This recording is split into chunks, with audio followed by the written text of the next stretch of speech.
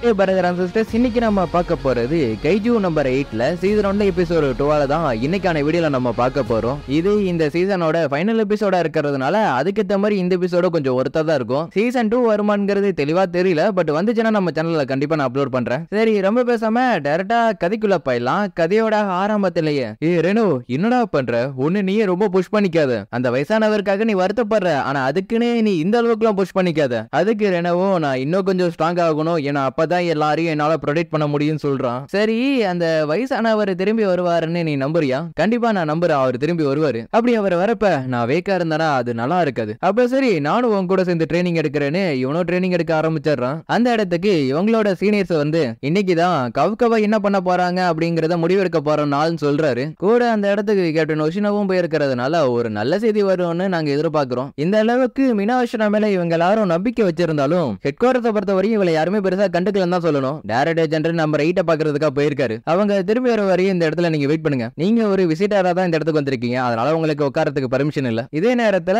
அவனோட கண்ட்ரோல்ல இருந்த நம்ம ஹீரோவும் டைரக்டர் ஜெனரல் உஷினோவை அட்டாக் பண்ண ஆரம்பிக்கிறான். இவன் ரொம்ப ஃபாஸ்டா இருக்கான், ஆனாலும் இவன் சண்டை போடுறப்ப எனக்கு நிறையவே ஓப்பனிங் கிடைக்குதுன்னு இவர் நினைக்கிறாரு. ஆனா அதுக்கு அடுத்த நொடியே இதை சண்டை போடுறத பாக்குறப்ப மனுஷன் மாதிரி சண்டை போட்டா கண்டிப்பா இதை கிட்ட ஜெயிக்க முடியாதுன்னு நினைக்கிறாரு. நம்பர் 2 ஷீல்டு மட்டும் இல்லனா நான் கண்டிப்பா செத்து இருப்பேன்னு சொல்லிட்டு நம்பர் 2 வெப்பனை யூஸ் பண்ணி ஒரு பெரிய அட்டாக் பண்றாரு. எங்க அதோட கோரை காணும்னு பார்த்தா அடுத்த நொடியே அவருக்கு பின்னாடி அதோட கோரை வச்சு மட்டுமே ரீஜெனரேஷன் ஆகி திரும்பி வந்து அட்டாக் பண்ணுது. அந்த ஒரு அட்டாக்கை இவரும் டிஃபென்ஸ் பண்ண அந்த ஒரு இம்பாக்ட்ல இவங்க இருந்த ஸ்ட்ராங்கஸ்டான ஷெல்டர் டேமேஜ் ஆயிடுது. ஏன்னா ஃபேட்டிடியூட் 10 வரையும் தாக்க பிடிக்கிற அளவுக்கு தான் இந்த எல்லாத்தையுமே டிசைன் பண்ணிருக்கானுங்க. ஆனா இந்த ஒரு சண்டை அதுக்கு மேல போயிட்டு இருக்கு. நம்பர் கேஜ் கூட சண்டை போடும் போது இப்படிதான் இருக்குமா? இல்ல அவர் நினைச்சிருந்தா உடனே அவனை கொன்னு இருக்கலாம், இல்ல மனுஷனா இருக்கும் போது அந்த நேரத்துல கொன்னு இருக்கலாம். இது ரெண்டுமே இல்லாம அவன் கூட ஒரு சண்டை போறத பார்த்தா அவர் வந்து அவனை டெஸ்ட் பண்றாருன்னு நினைக்கிறேன். ஆனா அதுக்கான காரணம் தான் எனக்கு தெரியலன்னு இவர் சொல்லவும் கிக்கருக்கு அவங்க அப்பா கூட பேசுறது ஞாபகம் வருது. இதனாலதான் காஃப்காவுக்கு இவர் ஒரு வாய்ப்பு கொடுக்கறாரான்னு இவர் யோசிக்கிறா. நான் டிஃபென்ஸ் போர்ஸ்ல சேர்ந்ததுக்கான காரணம் நிறைய பேரோட உயிரை காப்பாத்தணுங்கிறதுக்காக தான். கடைசியில ஹெவினோ காஃப்கா தான் என்னையே காப்பாத்துற மாதிரி ஆயிடுச்சு. ஒருத்தரை பத்தி ஜட்ஜிங் பண்ணா அவரோட பேக்ரவுண்ட்ல இருந்து பார்க்க கூடாது, அவர் சொல்றதையும் கேட்க கூடாது, அவரு கொஞ்சம் நல்லவரா இருக்காரா இல்லையாங்கிறதா பார்க்கணும். இந்த மாதிரி இவ சொல்றதை கேட்டோன்னே மறுபடியும் அவனோட அப்பாவுக்கு இவன் கால் பண்ணலாமான்னு யோசிக்கிறான். ஆரம்பத்துல டைரக்டர் ஜெனரல் எல்லா அட்டாக்ல இருந்தும் டாக் பண்ணாலும் அதுக்கப்புறம் எல்லாத்துலயும் அடி வாங்க ஆரம்பிக்கிறாரு. ஏன்னா எதிர்பார்த்ததை விட ஈட்டு கூட இவர் சண்டை போடும் போது அதோட ஃபேட்டிடியூட் ரொம்ப அதிகமா இருக்கு.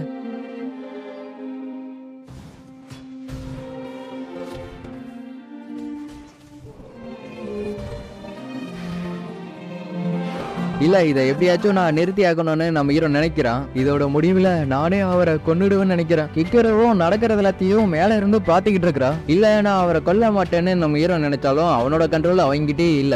நீங்க மட்டும் உங்களோட கண்ட்ரோல இருந்தீங்கன்னா என் கையாலே நானே உங்களை கொன்னுடுவேன்னு அப்ப அவ சொன்னதை இப்ப அவ நினைச்சு பாக்குறா. அப்படி நினைச்சு பார்த்தவன் நம்ம ஹீரோ பண்ணது எல்லாத்தையும் கொஞ்சம் யோசிக்கிறா. ஹெவினோ காஃப்கா, உங்க மேல எனக்கு நம்பிக்கை இருக்கு, உங்களால முடியும். இதற்கிட்ட ஹீரோவும் அந்த பாரசைட்ல இருந்து அவனோட பாடி அவன் கண்ட்ரோல் எடுத்துக்கலான்னு பாக்குறான். ஆனா அதுக்கு அந்த பேரசைடும் நம்ம ஹீரோவை விடுற மாதிரி தெரியல.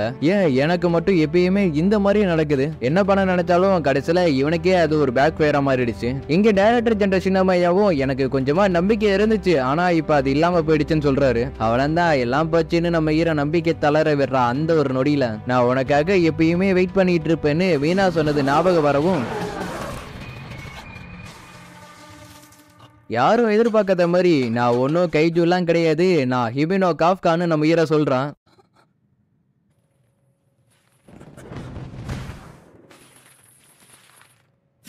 உன்னோட வெப்பன் அங்கிருந்து எடு நருமி. அதுக்கு நருமியோ எதுக்கு நீங்க பேக்கப்புக்கு ஆளா கூப்பிடல, ஒருவேளை நீங்க சாகரத்துக்கு முடிவு பண்ணிட்டீங்களா? நான் என்ன பண்றது, நினைச்சதை விட இவ ரொம்ப ஸ்ட்ராங்கா இருக்கா. சரி, இந்த கைஜுவை இப்ப என்ன பண்ணலாம்னு முடிவு பண்ணிருக்கீங்க? அதுக்கப்புறம் மீட்டிங்ல கைஜுவை பத்தி நிறையவே கேட்கறானுங்க. அதுக்கு கேப்டன் ஓஷினாவும் எனக்கு காஃப்காவை நல்லாவே தெரியுங்கிற மாதிரி சொல்றா. டிஃபென்ஸ் போர்ஸ்ல சேர்ந்ததுக்கு அப்புறம் காஃப்கா என்னென்ன ஹெல்ப் பண்ணா, கூட இருக்கிற டீம் மெம்பர்ஸ் எல்லாத்தையும் எத்தனை வாட்டி காப்பாத்தி இருக்கிறான். கடைசியா நான் அந்த நம்பர் 10 கொண்டு வந்த பாம அவன் தான் அழிச்சான். அவன் மட்டும் அப்படி பண்ணலாம்னா கண்டிப்பா யாருமே அந்த இடத்துல உயிரோட வந்திருக்க மாட்டோம். அப்பனா அவனோட கைஜு பவர் யூஸ் பண்ணி தான் இது எல்லாத்தையுமே அவன் பண்ணிருக்கான் போல இருக்குன்னு எல்லாரும் பேசுறானுங்க. இதெல்லாத்தையும் வச்சு பாக்குறப்ப அவன் ஒரு கண்டிப்பா ஒரு கைஜுவா தான் இருக்கணும். ஆமா, அவனும் ஒரு கைஜு தான். அவர் சேர்ந்த டைத்துல அவரோட காம்பேட் பவர் 0%. கடைசியில பேக்கப்பா தான் இந்த ஒரு எக்ஸாம்ல பாஸ் பண்ணாரு. இதுக்கு முன்னாடியே ஒரு 12 வாட்டி எக்ஸாம்ல ஃபெயில் ஆயிருக்காரு. அப்பனா இதுக்கு அவன் அவனோட கைஜு பவரை யூஸ் பண்ணிருக்கான். அவனோட காம்பேட் பவர் 0வா இருந்தாலும் அவன் எதுவுமே விட்டு கொடுக்காம தான் எல்லாத்தையும் பண்ணிட்டு இருக்கான். மத்தவங்க மாதிரி அவன் கிடையாது. சின்ன வயசுல அவன் மெய்கோவ நினைச்சு ரொம்ப அழுத்திட்டு இருக்கிறப்ப கவலைப்படாத, நான் எப்பயும் அவன் கூட இருப்பேன்னு நம்ம ஹீரோ சொல்லியிருப்பான். இப்ப பிரசன்ட்ல இருக்கிற மீனாவும் நம்ம காஃப்காவை பத்தி தான் சொல்றான். அவன் மத்த மாதிரி கிடையாது, அவன் ரொம்ப நல்லவனு. இதை கேட்ட இவனுங்களும் நாங்க ஒன்னும் உங்களோட பர்சனல் ஒப்பீனியனை கேட்கலன்னு சொல்றானுங்க.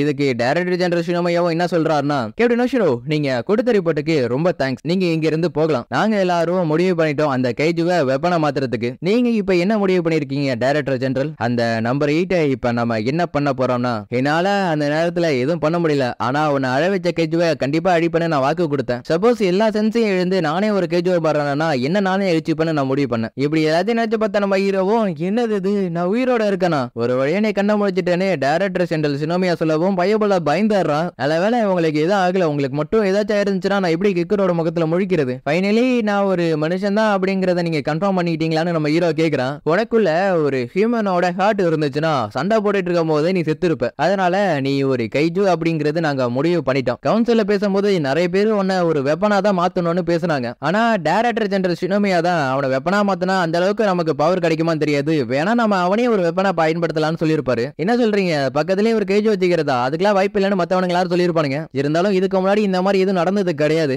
இந்த நாட்டோட பாதுகாப்புக்காக நாம என்ன வேணா பண்ணலாம்னு இவர் சொல்றாரு. 10 வருஷத்துக்கு முன்னாடி நம்பர் 6 எல்லாம் வந்த சேதத்தை எல்லாத்தையும் நீங்க மறந்துருக்க மாட்டீங்கன்னு நினைக்கிறேன். 200 ஆபீசரும் 3 கேப்டன் அந்த சம்பவத்துல உயிரை இழந்திருக்காங்க. அதுல உங்களோட ஒய்ஃபும் ஒருத்தங்க தானேன்னு இவர் கேட்கிறாரு. இப்ப கொஞ்ச நாளாவே நம்பர்ஸ்ல இருக்கிற கைஜு நிறையவே வந்துட்டு இருக்கு. அது எல்லாத்தையும் அழிக்கிறதுக்கு நமக்கு கைஜு நம்பர் 8 பவர் தேவைப்படும் சொல்றாரு. அப்பதான் ஜெயிக்கிறதுக்கான வாய்ப்பு நிறையவே கிடைக்கும் சொன்னாலும் மத்தவங்க எல்லாரும் இதை எதிர்க்கிறானுங்க. காஃப்கா ஹியூமனோ நீ உயிரோட இருக்கணும்னா நீ யாருங்கிறத ப்ரூவ் பண்ணணும். எல்லாரும் என்ன ஒரு உயிரோட இருக்கிற வெப்பனை தான் நினைக்கிறானுங்க. இன்னும் நான் ஒரு டிஃபென்ஸ் ஃபோர்ஸ் ஆபீசரா இருக்க முடியும்னா நான் இதுக்கு ஓகேன்னு ஒத்துக்கிறேன். இங்க கேப்டன் ஓஷிடாவும் நடந்து போயிட்டு இருக்கிறப்ப அவளுக்கு ஒரு மெசேஜ் வருது. அதை பார்த்தோன்னே அவ ரொம்ப சந்தோஷப்படுறா. இங்க கேட்கிறவோ என்னாச்சு ஏதாச்சும் நினைச்சிட்டு இருக்கிறப்ப அவளுக்கும் அதே மெசேஜ் வருது. அதை பார்த்தவனே அவளும் ரொம்ப சந்தோஷப்படுறா. இருந்தாலும் இதை நினைச்சு நான் ரொம்ப சந்தோஷப்படக்கூடாது, நான் இன்னும் ரொம்ப ஸ்ட்ராங் ஆகணும்னு நினைக்கிறேன். அடே எனக்கு வந்து மெசேஜ் உண்மைதானா? ஆமா உண்மைதான், பெருசு இப்ப தப்பிச்சுக்கிச்சு. கேட்கிற இவனுக்கும் இப்பதான் ரொம்ப ரிலீஃபா இருக்கு. இங்க மெசேஜ் வர ரெனோவுக்கு முன்னாடி இவன் கத்த ஆரம்பிச்சாரான், ஒரு வழியா பெருசு தப்பிச்சுக்கிச்சுன்னு. எல்லாரும் இதை நினைச்சு ரொம்ப சந்தோஷப்பட எனக்கு தெரியும் அவர் கண்டிப்பா திரும்பி வருவாருன்னு. இனிமே நான் இன்னும் ரொம்ப ஸ்ட்ராங் ஆகணும் இதுக்கப்புறம் இந்த மாதிரி நடக்காம பாத்துக்கிறதுக்கு. இங்க